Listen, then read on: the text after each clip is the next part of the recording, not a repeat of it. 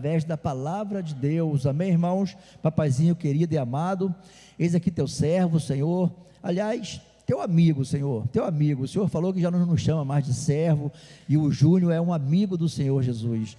Pai, então, continua abençoando o Júlio, Pai, como o Senhor vem abençoando, derramando, Pai, toda sorte de bênção, alegria, saúde, na vida do Júnior, Pai, na vida da Maria, na vida, Pai, dos teus filhos abençoados, Pai, na vida da sua família, Pai, que está ali em outro estado. Eu sei que a tua mão está em todo lugar, abençoando a família do Júnior nesta hora, papai, e nos abençoa, Senhor, nos abençoa através da tua palavra, que é tão maravilhosa, a tua palavra, Pai, que tem poder para curar, a tua palavra, Pai, nós queremos que ela tenha poder para libertar, para quebrar toda a corrente do mal, a tua palavra tem poder, Senhor, para salvar, e para nos encher de alegria nessa noite, Paizinho. Então, em nome de Jesus, fala conosco, papai, tudo aquilo que precisamos, Paizinho, não que queremos ouvir, mas tudo aquilo que precisamos, Paizinho, através da boca do teu filho amado, Pai, e nós já te agradecemos pela nossa vitória, pela vitória do Júnior, em nome de Jesus, amém, glória a Deus.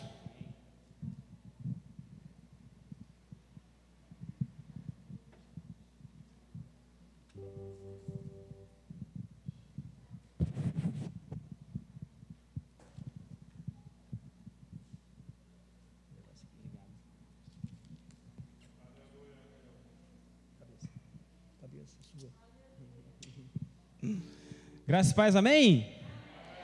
Pode sentar. Eu vou tentar falar um pouco mais alto para você não dormir, porque eu estou com sono.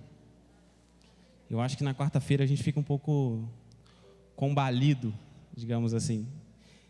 Rapidamente, abra sua Bíblia em João, capítulo 12.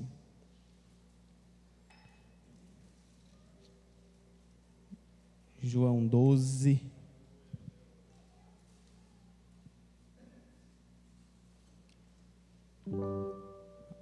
A partir do versículo 20.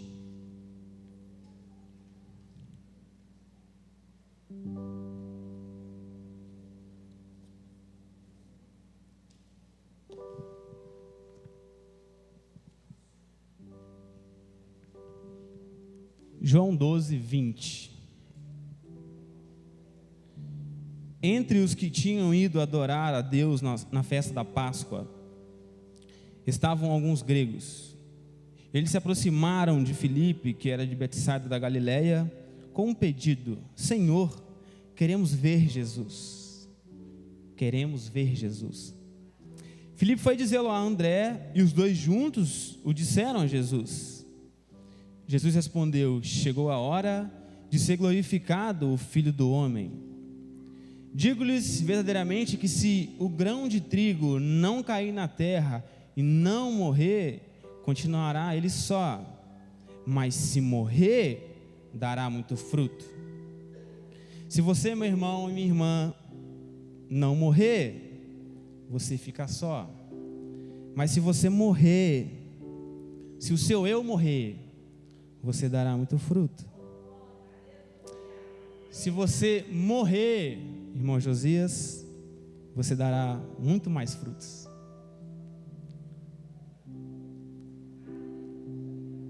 Aquele que ama a sua vida a perderá, ao passo que aquele que odeia a sua vida neste mundo a conservará para a vida eterna. Quem me serve precisa seguir-me, e onde eu estou, o meu servo também estará. Aquele que me serve, meu Pai o honrará. Agora o meu coração está perturbado, e o que direi? Pai, salva-me desta hora? Não. Eu vim exatamente para isto, para esta hora.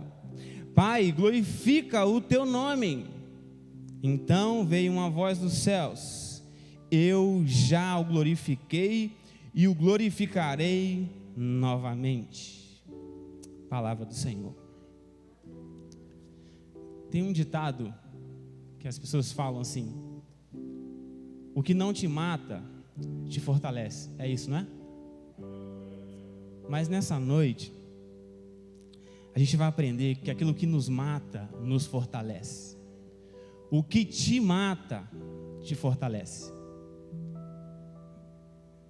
Então, eu sei que é chato, mas para você não ficar com sono, fala para quem está perto de você: o que te mata, te fortalece.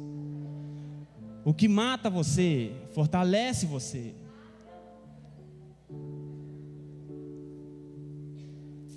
Curioso isso, né? Uns dias atrás, eu estava pensando como que o ser humano, ele tem uma vontade de viver para sempre. Irmãos, como que a gente tem medo de morrer? E cada vez mais o ser humano tem aumentado a sua expectativa de vida. E aí a gente faz muitas coisas para viver mais. A gente faz exercício, a gente se alimenta melhor, a gente pesquisa sobre coisas, a gente faz cirurgias, a gente faz muitas coisas. A gente sacrifica às vezes aquela vontade de comer aquele bolo da Valesca, aquele sorvete, para que a gente possa manter o corpo legal. E isso tudo é para que a gente viva mais. Eu estava pesquisando sobre isso e vi uma manchete que eu achei interessante, num site chamado Canaltech. Diz assim, ó: a imortalidade será alcançada em 2050, dizem especialistas, dizem cientistas. E aí eu falei, caramba, a gente vai ser imortal. Como que o homem não tem limites? E aí eu li um trecho e copiei aqui. O cientista Dr. Ian Pearson acredita que se você tem menos de 40 anos hoje, provavelmente só morrerá se pegar alguma doença bastante séria. Caso contrário, acredita ele, a ciência já terá descoberto formas de prolongar indefinidamente a vida antes que você fique velho demais. Preocupação máxima dos egípcios antigos, dos alquimistas e os de boa parte das civilizações, a imortalidade sempre esteve entre os desejos mais megalomaníacos da humanidade. E o Dr. Pearson acredita que até 2050 essa demanda totalmente será suprida pelo avanço da ciência. Ora, que audácia, que presunção. Eu falei, caramba, não é possível isso. Como que o homem e o mundo vai na contramão daquilo que a palavra de Deus ela nos diz? Quando a Bíblia diz que a gente deve perder a nossa vida para encontrá-la, o mundo quer que a gente dê um jeito de salvar a nossa vida, de preservar a nossa vida, pensando em viver para sempre. A imortalidade do homem é viver para si, é pensar em si, ao passo que na cultura do reino de Deus, o viver para sempre é o morrer para si. Enquanto o mundo quer que você viva para você mesmo, Deus nos chama a morrer para nós mesmos. Enquanto o mundo nos chama para viver na carne, o Senhor nos chama para viver no Espírito. Enquanto o mundo quer que a gente fique olhando para as coisas terrenas, o Senhor nos diz, olha para o alto, olha, vivam para mim, olha para o alto, que de lá que vem o autor e consumador de nossa fé. Olha, se vocês morreram para o mundo, se vocês vivem em Cristo, vocês agora olham para o alto e vivam para as coisas de cima. Então, como que pode o homem querer viver para sempre? Viver para si mesmo para sempre? Quando Jesus e a sua palavra nos desafiam a viver não para nós mesmos, mas para o Senhor. E aí eu pensei, caramba, só me vem uma coisa na cabeça: o que te mata, o que me mata, me fortalece. E por que o que te mata te fortalece? Primeiro, porque aquilo que te mata, aquilo que mata o seu eu, te posiciona no propósito. No capítulo 12, versículo 19, 20 e 24, diz assim, olha o 19, eu não li o 19, mas vou ler agora. Os fariseus disseram uns aos outros, não conseguimos nada, olhem como o mundo todo vai atrás dele. Aí no versículo 20 diz que os gregos querem ver Jesus. E no 24, Jesus dá uma resposta para eles. Olha, digo-lhes verdadeiramente que se o grão de trigo não cair na terra e não morrer, continuará ele só, mas se morrer, dará muito fruto. Eu não sei se você entendeu, olha só, está todo mundo querendo ver Jesus. Está chegando a festa da Páscoa, Jesus está famoso, todo mundo já sabe de tudo o que ele fez e faz, e agora todos querem ver Jesus. Mas tem um outro ditado que diz que quem não morre, não vê Deus. Todos querem ver Jesus, todos vão esbaforidos. Jesus, olha, tem grego aqui, tem gente querendo te ver. Ele fala, olha, se o grão cair na terra e ele não morrer, ele fica só um grão. Mas se ele morrer, ele vive, ele dá frutos. Ou seja, Jesus está preocupado muito mais com o propósito pelo qual ele está ali, do que pelas coisas que o atraem ou que possa encher os seus olhos. A fama dele percorria, todos queriam vê-lo, estava tudo dando muito certo para ele, mas ele tinha consciência de que ele precisava morrer, de que ele precisava obedecer até a morte, e morte de cruz. Então, quando a gente não quer morrer, muitas das vezes, é porque a gente não está entendendo os propósitos de Deus. Porque quando a gente entende o propósito de Deus, a gente percebe que vale muito mais a pena morrer para nós mesmos do que abandonar aquilo que Deus tem planejado para mim e para você. Vale muito mais a pena morrer do que abrir mão do que Deus preparou e sonhou para você. E é interessante que muitas das vezes as coisas estão dando tão certo para a gente que a gente não enxerga o que Deus está dizendo ou o que Deus quer fazer. A gente é tentado a ficar distraído com aquilo que Deus está dizendo. Então Jesus poderia muito bem ficar deslumbrado, porque todos queriam vê-lo, porque todos queriam saber sobre ele, porque todos procuravam ele. Ele poderia ficar muito bem deslumbrado e abandonar o propósito pelo qual ele estava ali. Mas não, quando todos vêm para ele empolgados, ele dá um tapa de luva e ele diz, olha, se o grão cair e não morrer, ele fica só, mas se ele morrer, ele produz frutos. Irmãos, a gente tem muita dificuldade em abrir mão, a gente tem muita dificuldade em sofrer, a gente está ficando cada vez mais, nós estamos ficando cada vez mais mimados. É interessante que em Mateus 16, 22, Jesus está falando para os discípulos que ele precisará morrer. Pedro se levanta e diz, então Pedro, chamando à parte, começou a repreendê-lo, dizendo, nunca, Senhor, isso nunca te acontecerá. E se você já leu Mateus 16, você sabe da história. Jesus fala, para trás de mim, Satanás, porque você não compreende as coisas, você não quer as coisas do céu. Ou seja, a nossa natureza, ela não concorda muito bem em morrer, ela não concorda muito bem em obedecer, a nossa natureza não concorda muito bem com perdas, mas para viver os propósitos de Deus, muitas das vezes, ou quase todas as vezes, nós vamos perder. É preciso perder para ganhar, é preciso obedecer, é preciso sacrificar, é preciso morrer para que você viva.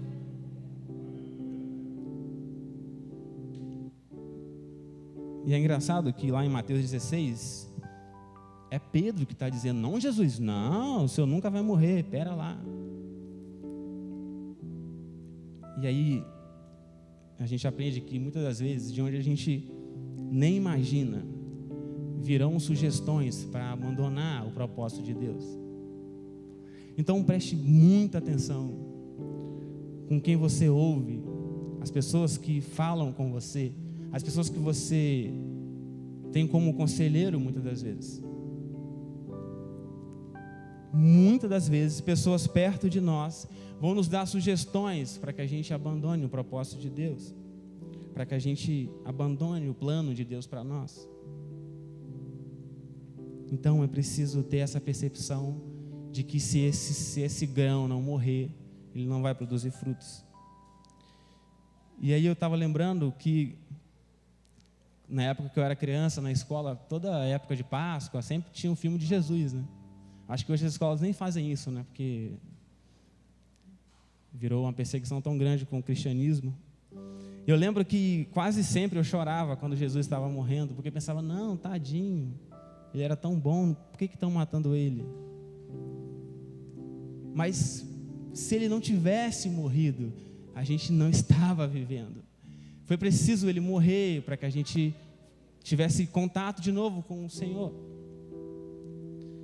O que eu quero dizer com isso? Que muitas das vezes a gente não entende o propósito, porque as coisas estão dando tão certo, porque as coisas estão tão boas, e a gente fica com nossos olhos pensando tanto nas coisas que estão aqui e tão palpáveis.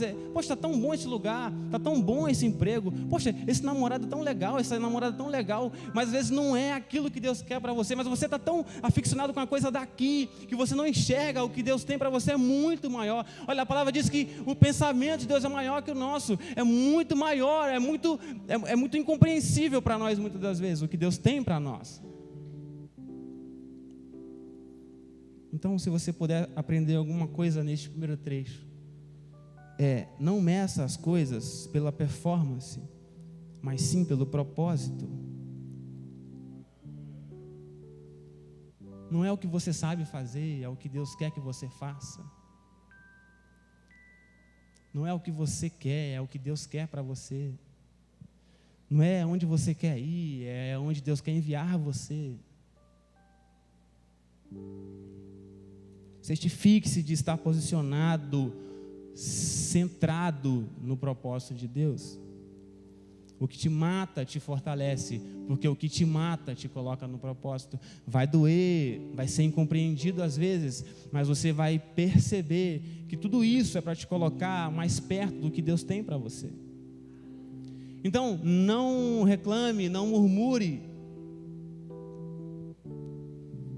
Compreenda o propósito de Deus.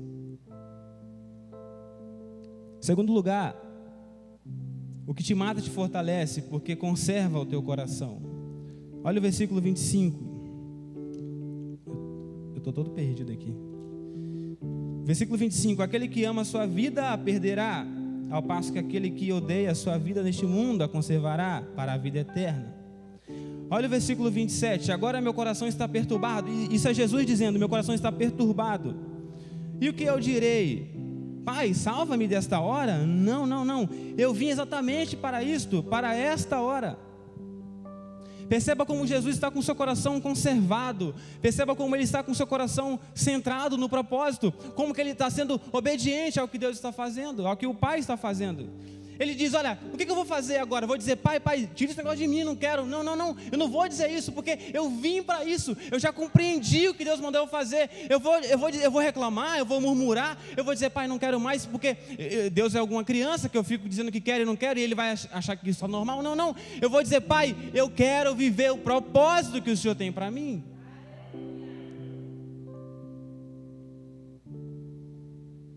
A palavra de Deus diz que onde está o nosso tesouro, ali também está o nosso coração, Mateus 6, 21. Por isso que é preciso conservar o coração. Provérbios diz que a gente deve guardar o nosso coração, porque é de lá que saem as nossas intenções. Provérbios 4, 23. O coração é enganoso.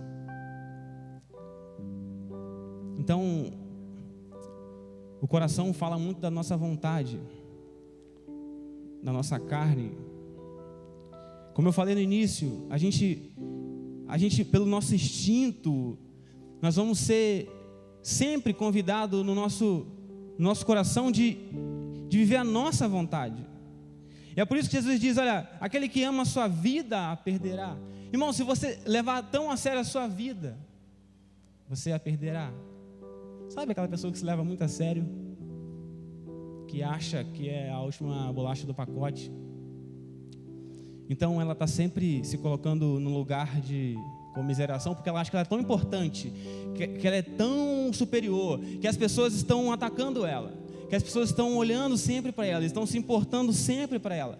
Então, às vezes, eu preciso te dizer uma coisa, às vezes ninguém está ligando para você. Você está levando sua vida tão a sério, que está tentando conservá-la tanto, que você está perdendo. Então, não pense isso, pense que você precisa entregar a sua vida ao Senhor.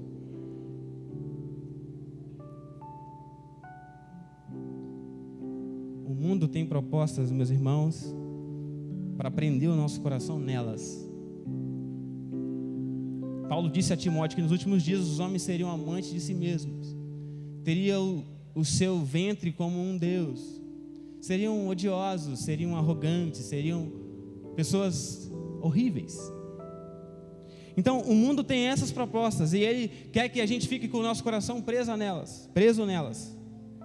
Nós, porém, devemos repudiar, irmãos, devemos abrir mão dessas propostas, devemos recusá-las, nós devemos andar na contramão delas, devemos transformar pela renovação do nosso entendimento. A gente não deve se conformar com as propostas deste mundo. Há um espírito no mundo que nos quer preso a ele, um espírito de covardia, um espírito de temor, mas nós temos o Espírito do Senhor, um espírito de fortaleza, um espírito de vida. Nós temos o Espírito do Senhor, que é um espírito de renovação da mente. Então a gente precisa cuidar. Por isso que o propósito de Deus, por isso que morrer para nós mesmos é importante para conservar o nosso coração, o mais íntimo do nosso coração, os nossos sentimentos mais escuros, mais escondidos. Esse dia que eu fiquei de Covid foi horrível. Foi pior do que os dias que eu fiquei na UTI com o Estevão, porque você está ali na casa, mas tem que ficar separado, e não pode pegar o filho no colo, não pode beijar a esposa, não pode conviver no mesmo quarto, e chega uma hora que você não consegue nem orar direito, nem ler a Bíblia direito, você fica tão ansioso, que eu pensava, caramba, se eu ficasse de quarentena aí, eu acho que eu ia devorar a Bíblia, ia preparar um monte de sermão, eu consegui preparar só esse, porque na minha mente eram ataques o tempo inteiro. Porque, irmãos, é difícil conviver conosco. Há uma luta em nós, há uma briga, uma guerra infindável, como cantamos.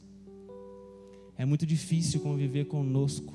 A gente é insuportável quando a gente está sozinho. É por isso que a gente deve morrer para nós mesmos. Porque nós somos mimados. Nós somos medrosos. Eu falei aqui domingo sobre o primeiro Adão. Ele pecou e quando ele viu que Deus vinha no jardim, ele se escondeu de Deus. E eu falei sobre Jesus no Getsemane, quando ele estava prestes a morrer, ele se escondeu em Deus. Então, o primeiro Adão, o nosso instinto pecador, ele sempre será um instinto de se esconder, de correr, de fugir do plano de Deus. Então, todas as vezes que você se perceber fugindo de Deus, perceba que é a tua carne gritando. E eu quero ministrar o teu coração em nome de Jesus. Tem sido dias difíceis, eu falei sobre isso domingo também.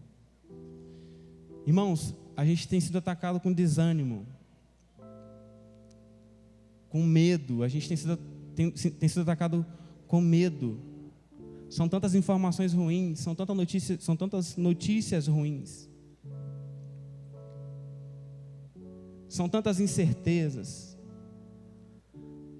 Mas eu quero desafiar você a não se esconder de Deus. Agora é a hora que você precisa mais dele.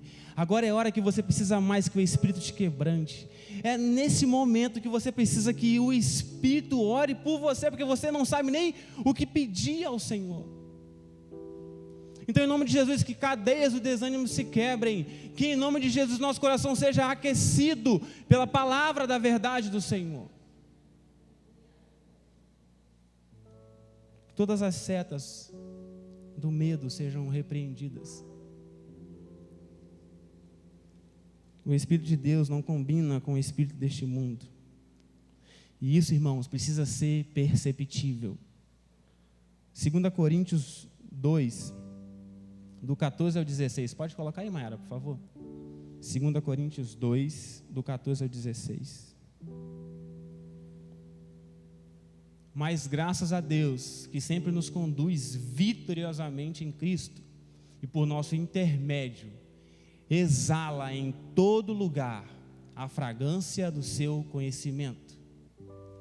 Porque para Deus somos o aroma de Cristo, entre os que estão sendo salvos e os que estão perecendo. Para estes somos cheiros de morte, para aqueles fragrância de vida. Mas quem está capacitado para tanto? Irmãos, nós temos a fragrância, nós temos o cheiro, o bom perfume de Cristo.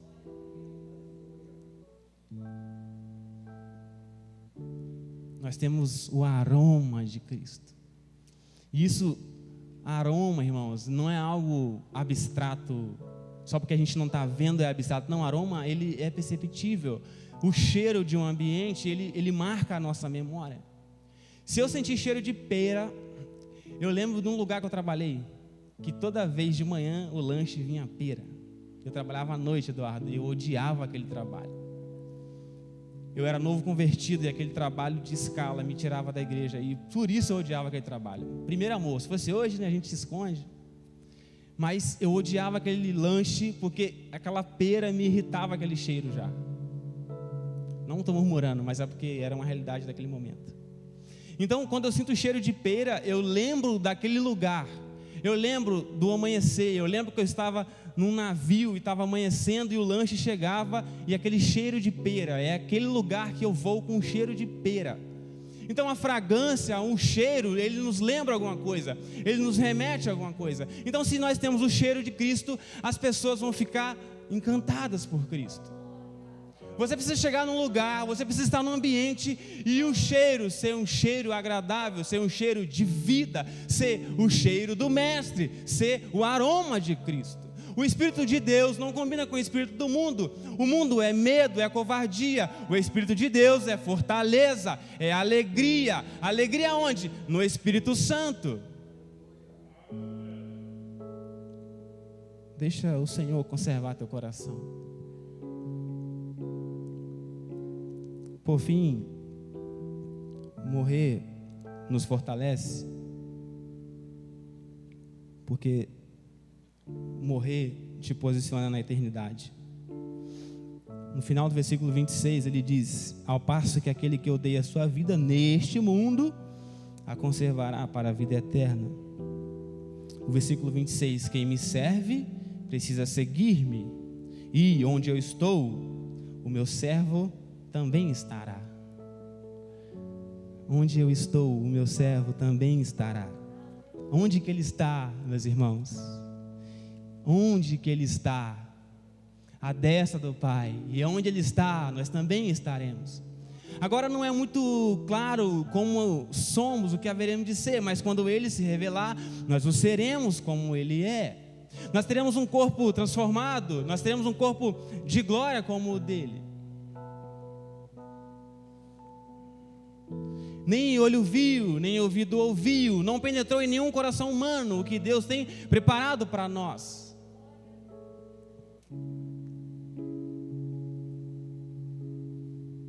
Ao vencedor eu darei a coroa da vida.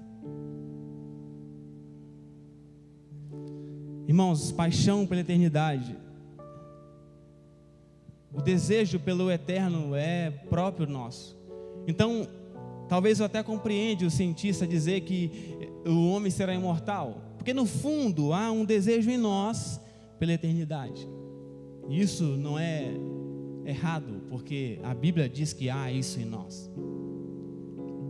Eclesiastes 3:11 diz: também colocou no coração do homem o desejo profundo pela eternidade.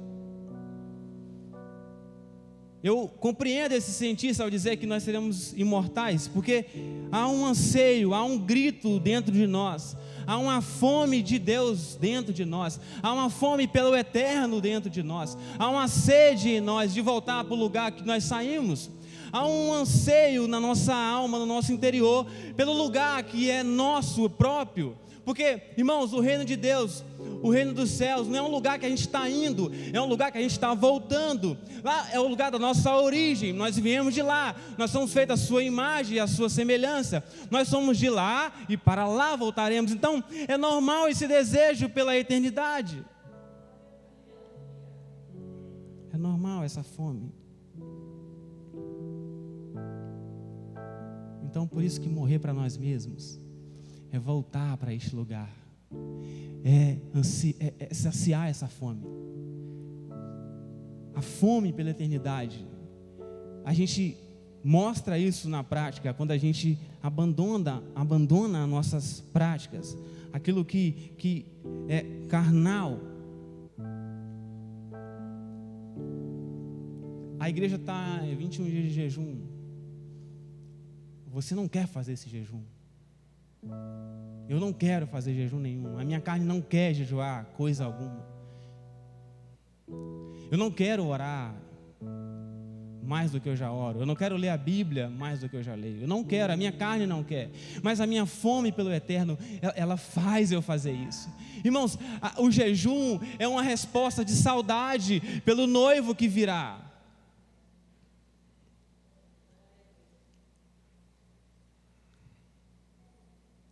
Irmãos, não tem nenhum problema você assumir que você não quer fazer um jejum. Não fique com vergonha disso. Mas deixa o Espírito ministrar. E deixa Ele motivar você a fazer esse jejum. Deixa Ele tocar você. Tá difícil, tá. Você não vê nem propósito. Eu sei para que o pastor chamou isso.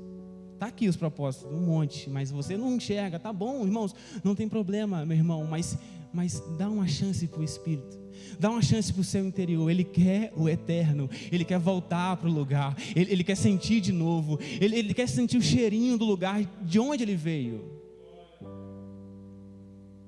Há em nós uma fome,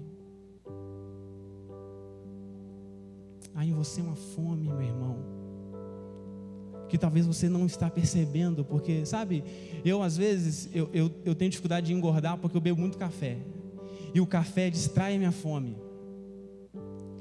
Percebe isso? O café, eu estou com fome, em vez de eu comer alguma coisa, eu vou lá tomar um cafezinho, e isso me dá um fôlego de mais 2 horas sem comer.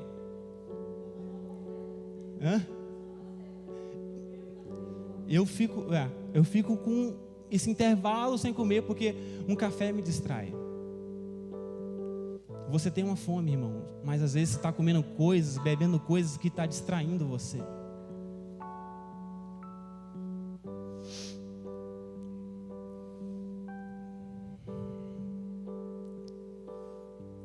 O que nos mata nos fortalece, porque nos posiciona no propósito, conserva o nosso coração.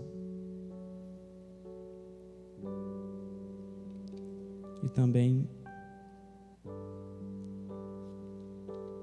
nos posiciona na eternidade.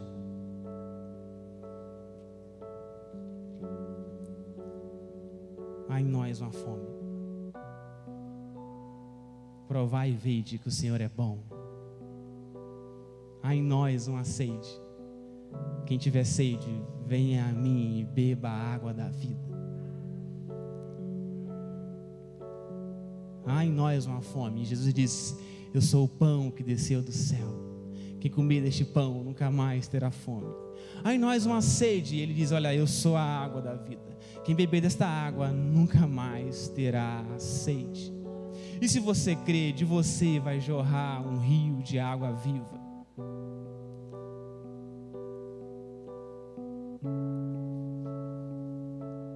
Ele fez tudo apropriado a seu tempo.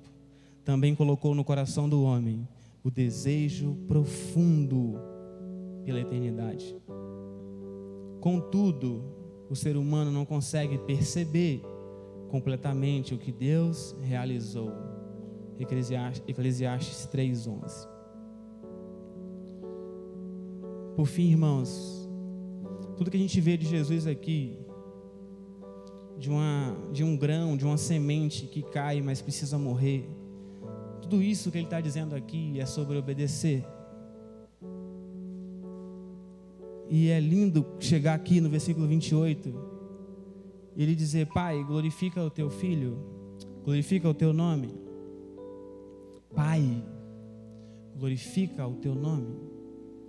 Então uma voz do céu, então o Pai se levanta do trono, ou o Pai se ajeita no trono.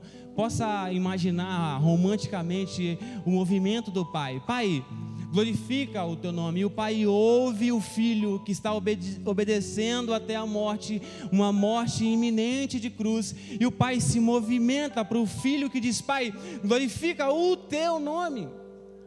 A obediência toca o coração de Deus, e Ele nos olha agora como um filho que sim, o seu nome já está glorificado, já foi glorificado, e eu vou glorificar um pouco mais. Pai, glorifica o teu nome. E o Pai se movimenta.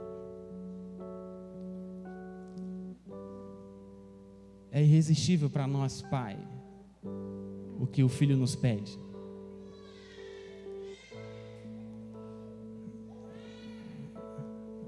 Olha como a gente é um pai bobo. Estevão chorou, eu já parei para ver. Que é isso?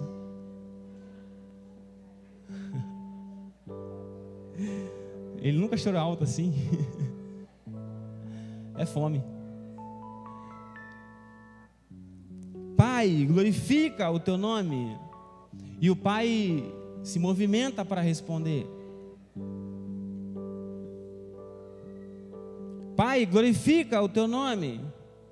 E uma voz do céu, que alguns achavam que era um trovão, um estrondo, alguma coisa estranha, que um anjo havia falado, mas era o Pai respondendo: olha, eu já o glorifiquei e glorificarei novamente.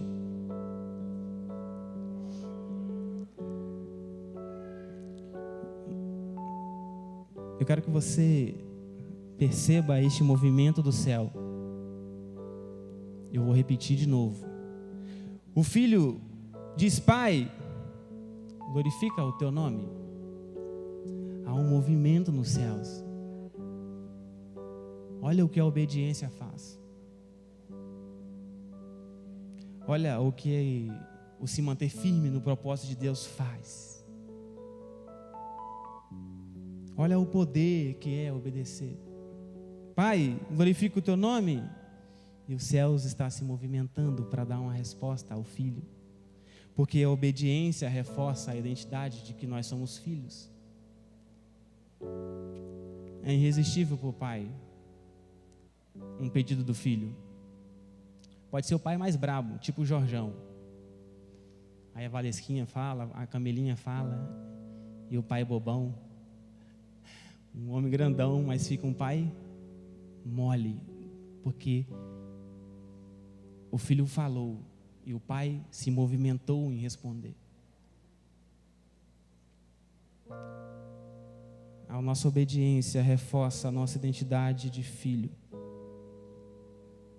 É por isso que a gente deve morrer para nós mesmos. Deixa a sua carne gritar, deixa a sua carne espernear, mas não abra mão de viver aquilo que Deus tem para você. Deus tem propósito para mim e para você, mas se você não quiser, tudo bem, Ele não vai forçar você. Às vezes a pessoa acha assim: ah não, Deus tem um plano na minha vida, mas também não diz que quer também, não se posiciona também. Deus não vai pegar você pela mão e vai obrigar você a viver os planos. Não, você precisa dar uma resposta a Ele. Ele preserva isso em nós. É por isso que aquela geração que começou a caminhada no deserto, ela não viu a terra prometida, porque eles não obedeceram, e eles não quiseram viver o que Deus queria para eles, e eles não viram a promessa, eles não viveram o propósito, porque eles não obedeceram. Se você virar as costas para o que Deus tem para você, você não viverá o que Deus tem para você.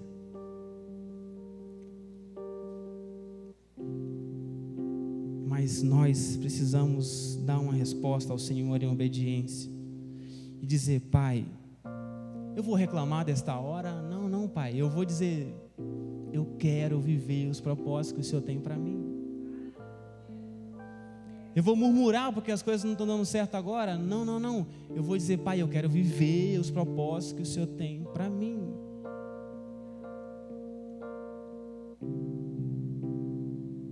Que Deus e o Teu Espírito ministre um pouco mais aos nossos corações. Você pode ficar de pé? Vamos orar.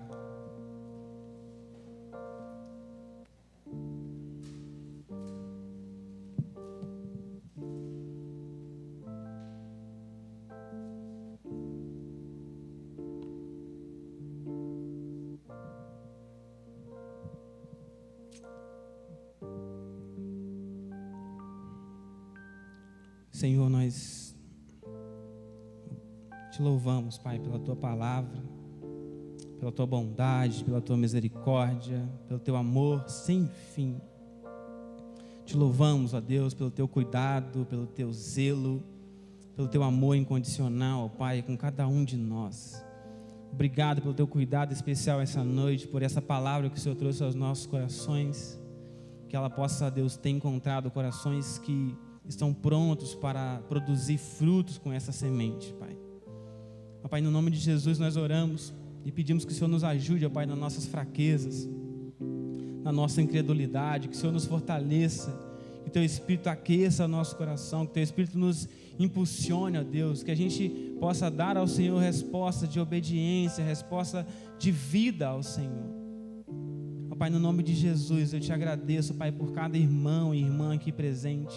Se há algum coração aqui contrito, ó Pai, se há alguém aqui que está num período difícil, ó Deus, que o Senhor possa ministrar este coração em nome de Cristo Jesus, e que possa sair daqui, ó Pai, esta vida alegre, confiante no Senhor, que possa sair daqui com a certeza de que o Senhor tem cuidado de tudo, que mesmo que agora a gente não enxergue, o Senhor tem planos de paz para nós.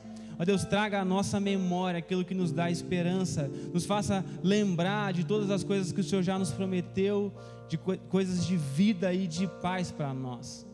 Ó Deus, muito obrigado por essa noite, Pai. Ó Deus, nos abençoe cada vez mais, mas nos confronte cada vez mais. Nos ajude a morrer para nós mesmos. Nos capacite, Senhor. Nos ensine a orar, nos ensine ao que pedir. Nos ensine a contar os dias. Nos ensine, Pai, a viver uma vida que glorifique o Teu nome. Ó Pai, fica conosco. Nos ajude, nos toque cada vez mais com Teu Espírito. Em nome de Cristo Jesus. Amém e amém. Amém.